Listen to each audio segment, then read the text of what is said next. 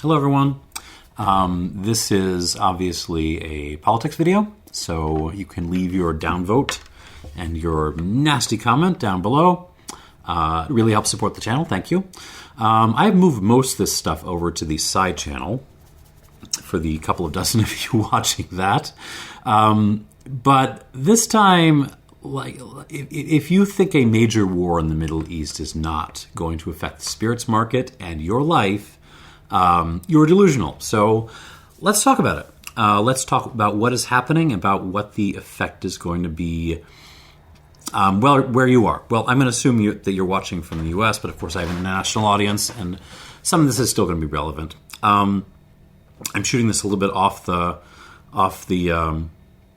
cuff. I do not have notes in front of me. I'm just going by what I know, so bear with me. All right, so what happened? Well, a little over a week ago, my country, the United States, decided to take its success in Venezuela, take that template, take that set of cards, and apply it again in Iran. What we did in Venezuela was we decapitated the government, and we basically shook them down. In particular, we seem to have wanted to get control of their oil. And I think this is part of a broader project to take control of the worldwide oil supply. Not because we need it, because we now source most of our oil from North America. We're okay. But if we can get a stranglehold in the worldwide oil supply, it means we can keep it out of the hands of China in particular and really shake down the whole world. And that's good for us, apparently. So yeah, we did this to Venezuela. We kidnapped the president of a sovereign country. We shook down the folks who were still there, and we stole their oil, and we shipped it off to Israel. And we seem to have had something like the same plan with Iran. We would make a first strike, would decapitate the government, kill the Ayatollah Khamenei, who, of course, was very, very old and had cancer, did not have a long time to go. So we decided to kill him off rather than kidnapping him, and destroy a whole bunch of stuff, including a school, and then just wait for them to fold and do whatever we wanted, which would, again, this is my interpretation of what's going on. Stop sending their oil to China because they are China's largest oil supplier. That is important to keep in mind. Iran did not fold, and we seem to have had no backup plan. So the funny thing about this is this was clearly planned out. This was clearly part of a broader project of ours, and yet it seems to have been rushed or something because it hasn't actually been planned through. So they didn't fold, and now we don't know what to do because they have not only counterstriked, but they're holding our hand to the fire. They're not letting us go. We have, at least there's been news reports that we have offered them several ceasefires. We have made that offer. They have not accepted that offer. They want to keep this up. Their goal seems to be to make sure, to punish us, but also to make sure that we are not capable of doing what we did again. So they are just going to continue attacking American and Israeli assets in the region. So we are going to be here for a while, most likely.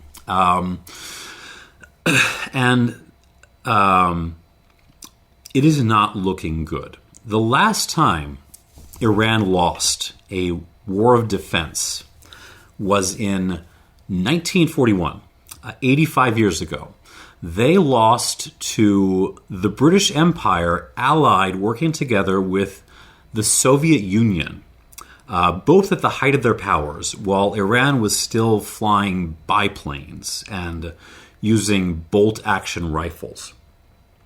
That was their last defensive loss. They've lost a couple of other things. They've hit stalemates since then. They've lost a couple of more offensive strikes involving Iraq. I don't want to go too deep into the history, but that is their recent record of defensive wars. It's pretty good.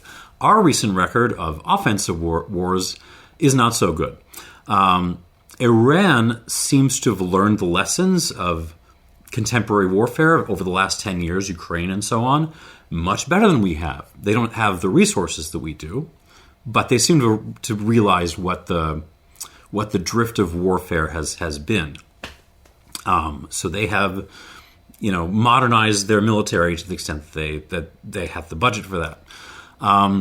Also, Iran is a natural fortress. It is basically surrounded by mountains. It is very, very difficult to get into. What do we have? Well, we have the best funded military in the world, but the Pentagon cannot pass an audit. So we have absolutely no idea what we are really getting for our money. And we are allied and throwing a lot of money at another country whose record, they haven't. Their record by the numbers is they do a lot better fighting against people who are not capable of fighting back. So that are the two sides here, and the plan A has not worked. So what are our options if they're not going to take a ceasefire? If they want to keep us in this? Well, there's two options that I can see. One is invasion, which would be an utter catastrophe. Again, Iran is a natural fortress. You try to draw paratroopers in there. You try to land anywhere. You need an overwhelming force attacking from multiple directions. Again, look at the British and the Soviets in 41. In order to get through the fortress and to win an invasion of Iran. We do not have the people. We have our active duty personnel are 0.4% of the population. That is less than France. We do not have the people. No one else wants to do this. The Kurds have turned us down for doing this. The Kurds are always up for stuff like this, and they are saying no. And there's good reason for that. Any military commander with any sense and any,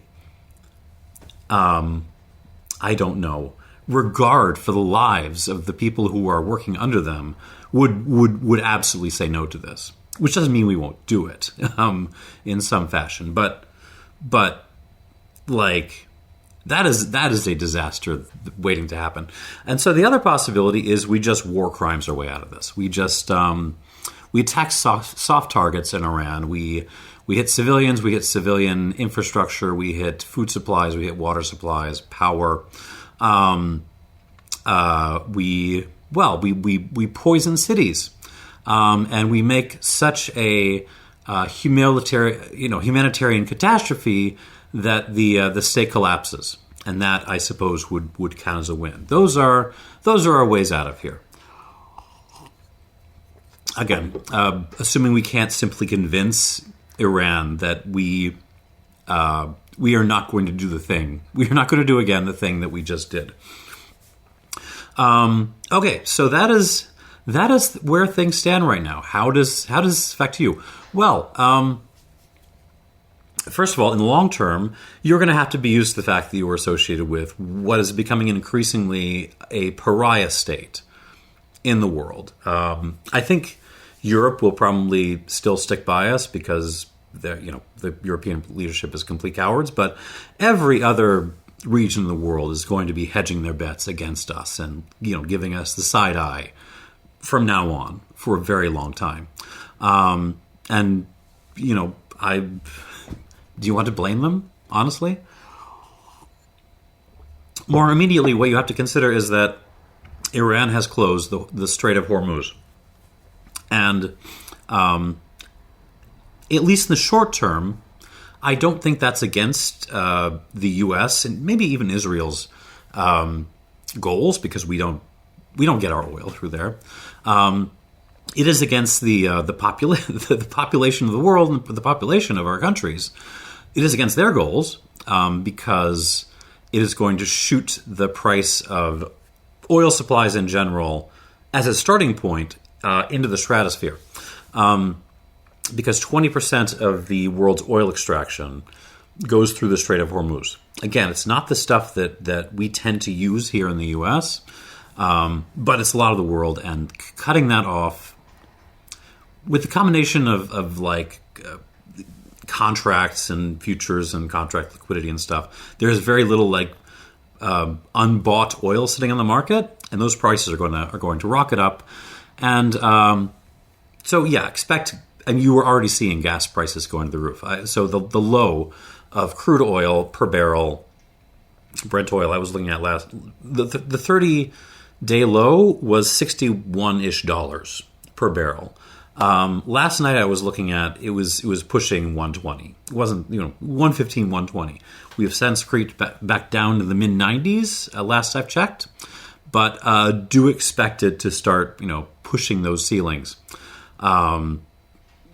Because it's not just that oil cannot get out; it is that the Gulf states, including Iraq, Iran, Saudi Arabia, they've all shut down production because there's nowhere to store the stuff if you can't put it on a ship and ship it out.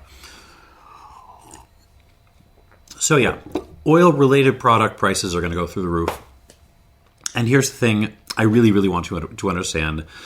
That is going to push up the pricing on everything because particularly consumer items, because you had to transport this stuff.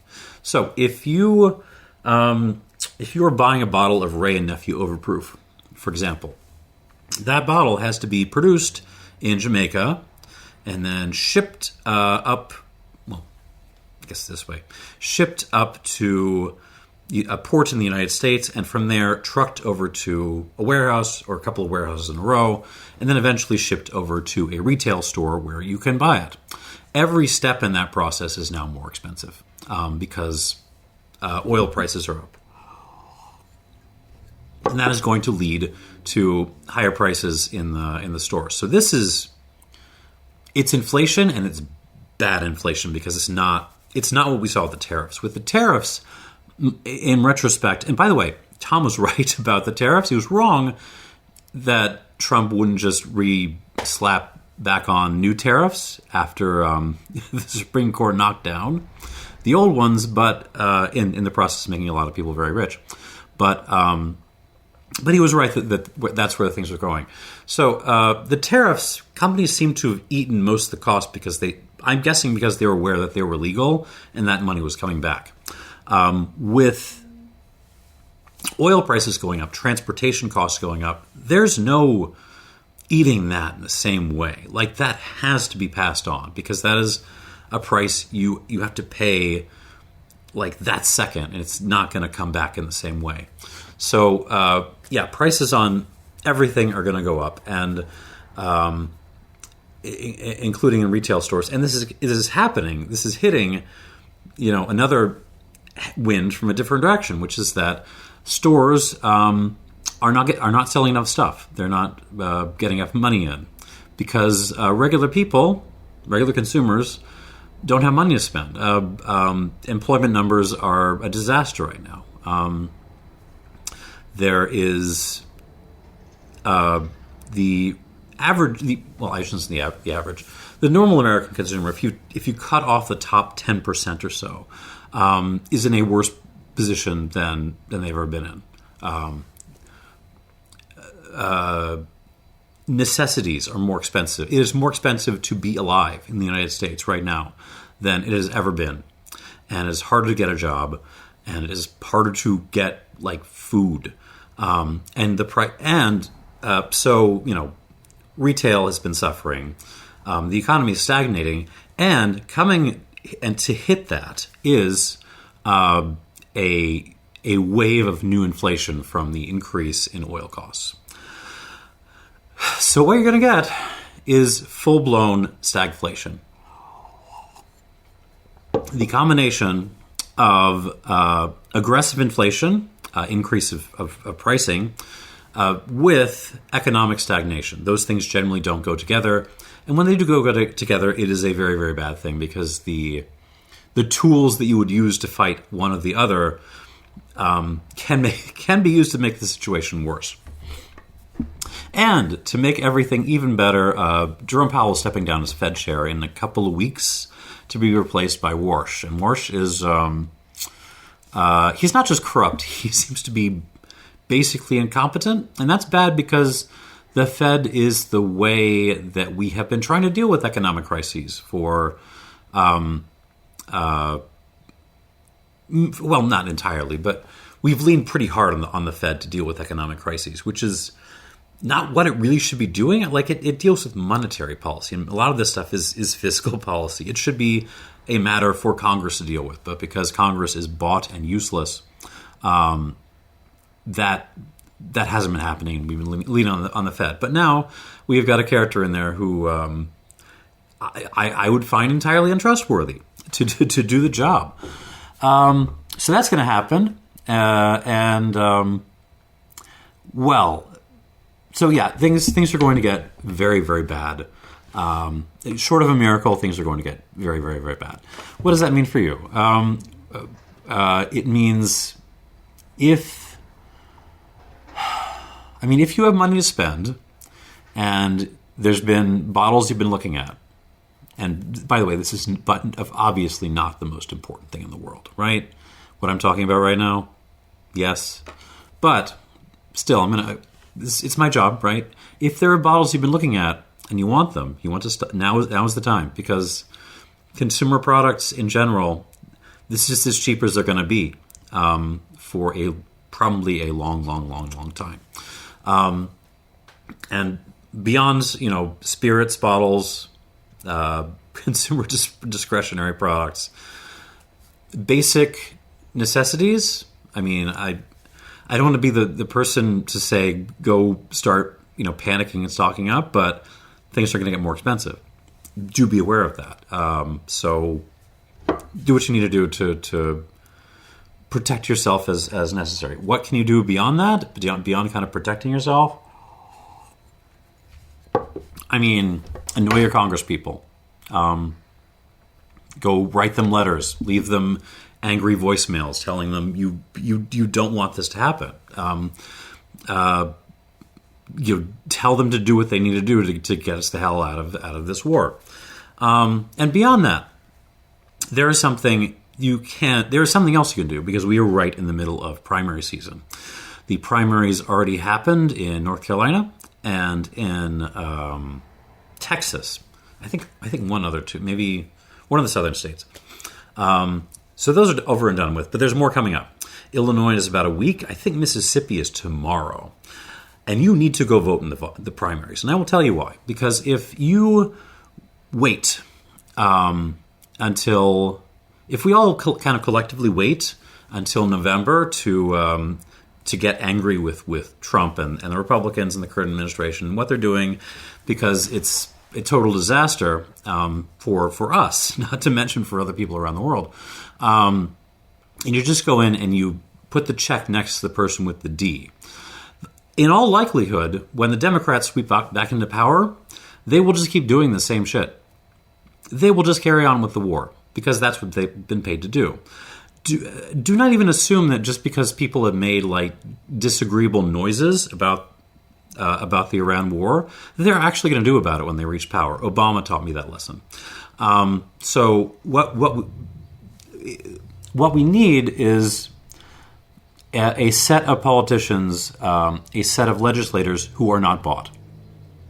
And for that, you need to primary them. You need to go. You need to primary out the people currently in power and primary in people who are better. So go vote in your primaries. This is the most important thing I can tell you right now. Go vote in the primaries. Go vote for people who are not bought. How do you know people are not bought? Well, I have my own little heuristic to use. You can steal it. I think it's useful. Look for people who, 5 things. Let's say 5 things. Look for people. First of all, go Google if there's a guide for elections in your area. Someone has probably made one. It's on Reddit or something. And if they haven't, hey, you can go do the research yourself and put it on Reddit, and people will thank you, and you will have done an immense service to your community. Anyways, the heuristic I would use is 5 things. First of all, look for people who are pushing election reform and money out of politics. That is a very good sign. Second, look for people who are pushing for healthcare reform, Medicare for all, or whatever variation on it they want to push for. If you just see the word affordability thrown in there with no specific policies, that ain't good enough. Look for specific policies, ideally Medicare for all. That is a very good sign. Third, absolute bare minimum, some kind of fight against Trump. Abolish ICE as a bare freaking minimum. But some kind of willingness to fight against Trump, and ideally to throw some of these people in prison. I would love to see the Justice Department weaponized. Number 4, tax the rich. Go after the billionaires. Because, by the way, if I had my way of dealing with stagflation, it would be taxing the rich, because you would be pulling money out of the supply, which would help with inflation, and it would also push the rich to actually use their money in order to avoid taxes. They would be more willing to spend their money on productive stuff, like giving people new jobs. Beyond that, a round of universal basic services would not be unwarranted, but start with taxing the rich. So that's a very good sign if people are pushing for that. And the last one, the one which I think is maybe most indicative, is refusing to take AIPAC and AIPAC-associated money, and some kind of willingness to put a leash on Israel. And it's not because it's about... AIPAC is not just the Israel lobby. AIPAC is the richest of the hawk lobbies, the richest of the pro-war lobbies. So if there's some willingness to buck them, that is maybe the best sign that these people are not going to be bought. So anyways, go vote in your primary, kick the bastards out. We will not get everyone, but hopefully if we do get a lot of people who are not bought in there, that can be a signal to those who are still around that, hey, maybe they need to change their tactics a little bit, or they are going to be not long for their position. And yeah, so I don't know what else to say. Hang in there. Take care of yourselves. This is going to get bad. And the only way we get out of it is to have a political class that is actually willing to pay attention to the economic needs and the economic wants of the people, which in this case lines up with the wants of people who don't want to freaking be at war halfway across the world.